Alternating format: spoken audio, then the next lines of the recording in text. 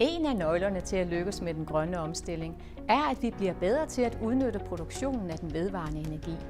Men er det muligt for helt almindelige familier at ændre deres forbrugsvaner, så deres forbrug af energi i højere grad matcher produktionen? Hvis det kan lykkes, så kan almindelige borgere hjælpe til at minimere spidsbelastninger i vores el- og fjernvarmenet. I det EU-støttede projekt Respond vil vi ved hjælp af smart teknologi og en app afprøve forskellige ting, der gør almindelige familier til aktive medspillere i vores energisystem. I den her video der vil vi fortælle, hvad det er, vi har gjort i det danske forsøg.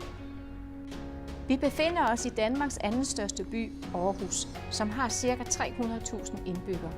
I samarbejde med den almene boligforening Alboa har vi fundet 20 deltagende familier i en af deres afdelinger, afdelingen Vejlby Vest.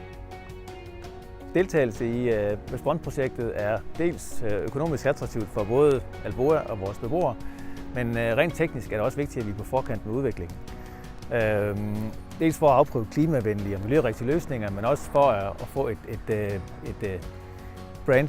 Vi kan godt brande os på at være miljøvenlige, og den grønne profil kan vi godt lide. Og heldigvis er mange af vores beboere med på ideen, så Respond-projektet falder rigtig godt i hak med det, vi gerne vil.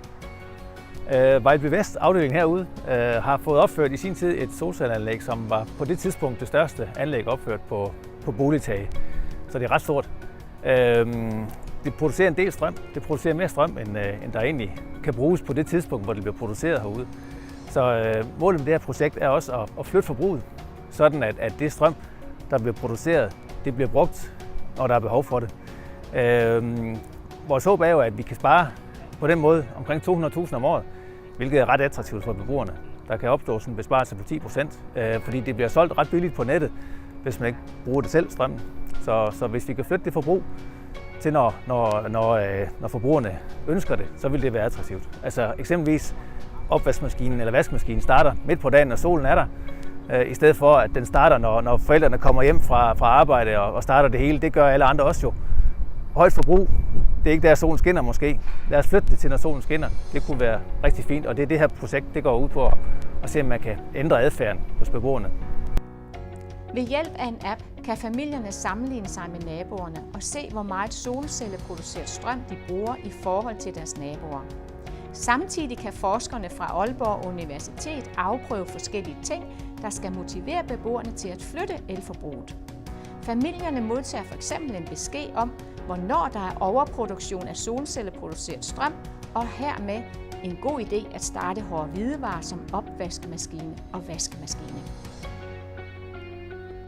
Familierne har fået installeret intelligent udstyr, der blandt andet omfatter intelligent varmemåler, temperaturføler, fugtighedsmåler samt måler på henholdsvis opvaskemaskine og vaskemaskine. 10 af de 20 familier har også fået installeret nye intelligente termostater, der kan styres eksternt af forskerne. Projektet afsluttes til oktober 2020, og på projektets hjemmeside der kan du finde mere information om projektet og dets resultater.